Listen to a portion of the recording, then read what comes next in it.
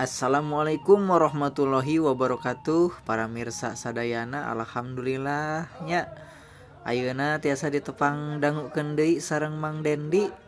Mang Dendi di dieu baris ngadongeng gitu tanya, ngadongeng anu ngabantun judulna nyaeta hutang nu ngabeulit beheung gitu ayeuna teh nya.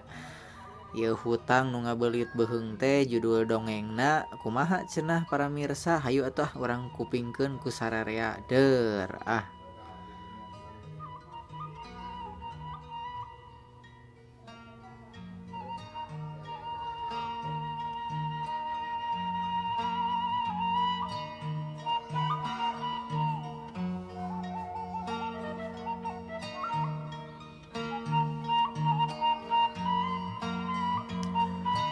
Sora hujan harita teh ngecrek di pipir. Sora bangkong aya di sawah di sararada. Sora jarum jam nu ngetuk kelalaunan kadenge trek-trekan. Peuting harita langit di lemur pasir batang siga nu keur ceurik.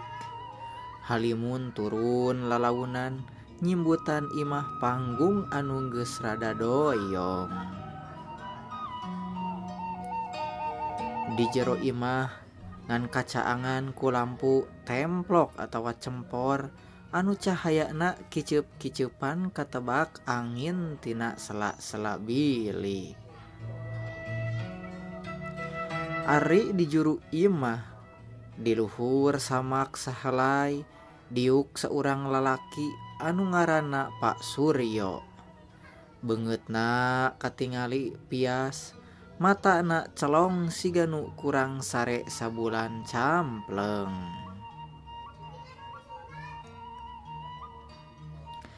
Di hareupeunana aya tumpukan kertas kucel, surat-surat hutang ti rentenir anu bungana beuki luhur nepi ka meh nyundul ka langit ceuk paribasana.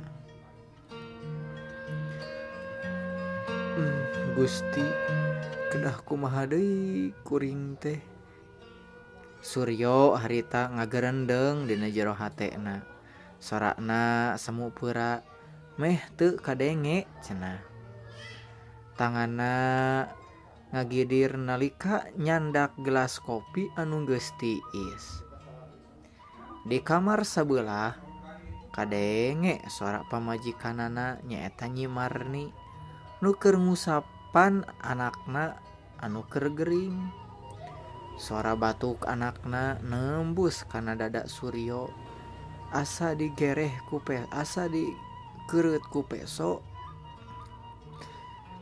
Asa dikeureut ku peso tumpul atawa ku peso mintul. Hirupna geus aya di tungtung tanduk. Usaha dagang basona bangkrut. Sawah sakotak-kotakna geus pindah leungeun ayeuna teh. Teu lila harita kadenge aya anu kaketrok.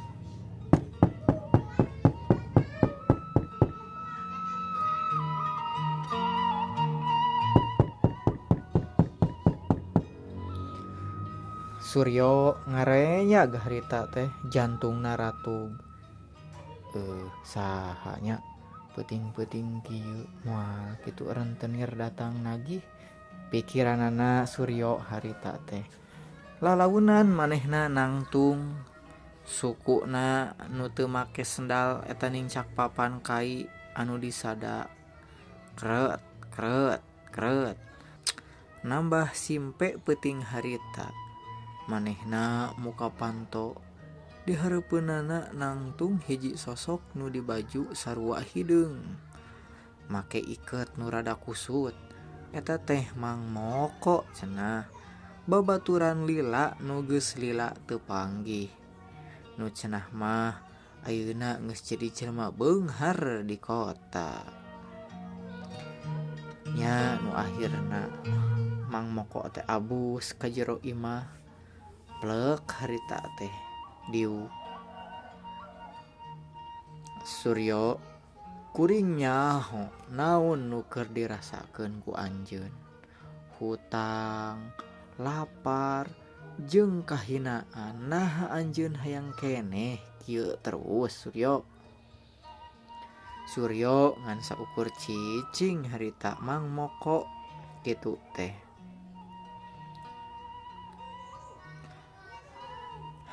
Lain teu hayang Kang, abdi teh dina usaha geus ngajalankeun ngan kitu we geuningan encan meunang jeung kana kabagiaan.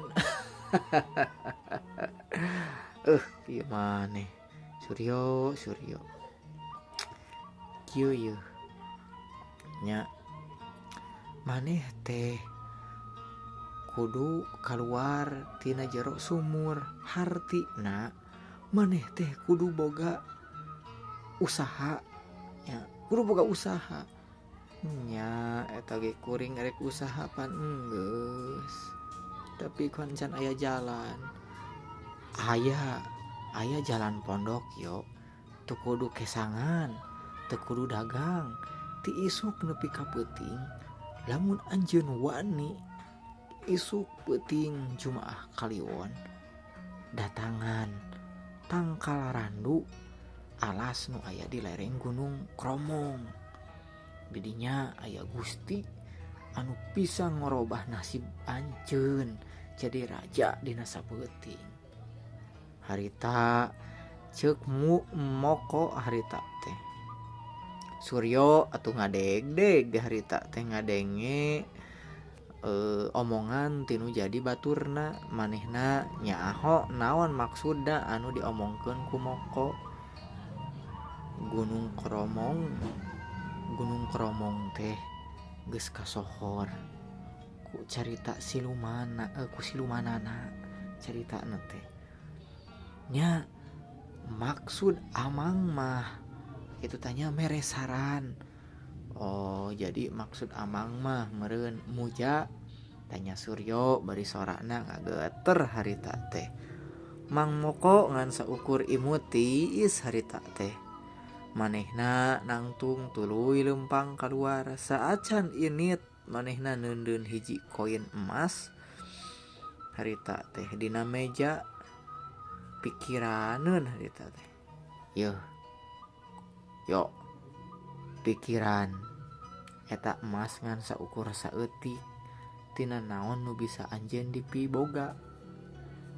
Sora lengkah suku Mang Moko harita teh beuki jauh tuluy sora tawana anu samar-samar.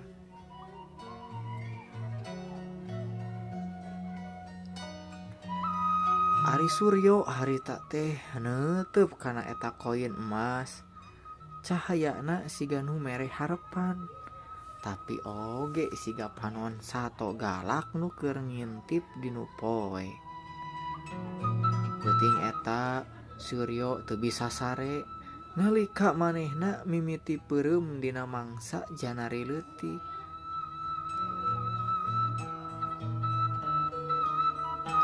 Dina ngimpina Suryo ngarasa awakna berat harita teh. Manehna teu bisa usik, teu bisa ngagorowok.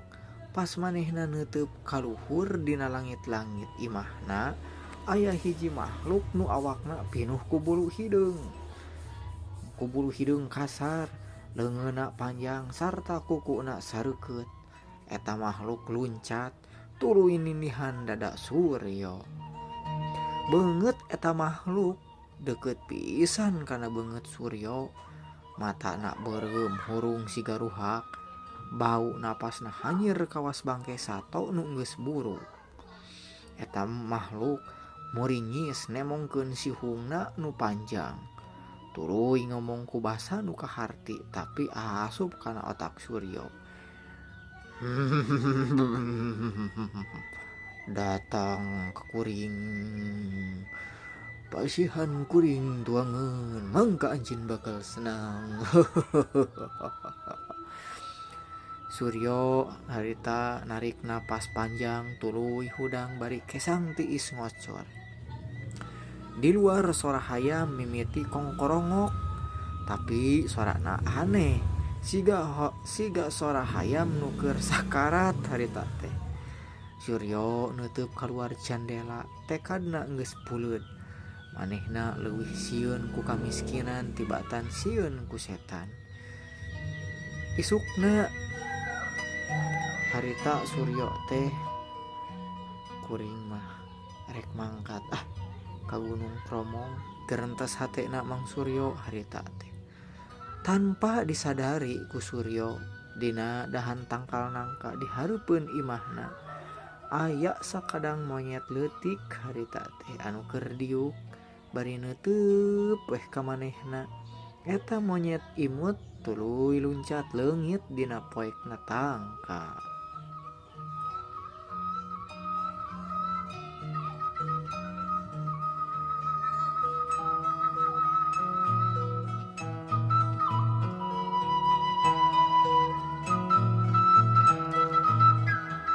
Tah gitu geuningannya para mirsa ya nu bagian kahijina. Naha kumaha cenah ieu dina lanjutanana naha Suryo teh bakal salamet di Gunung Kromong. Naon cenah syaratna anu kudu dibayar ku manehna. Dangukeun terasnya dina episode kaduana Mapai Jalan ka Gunung Kromong.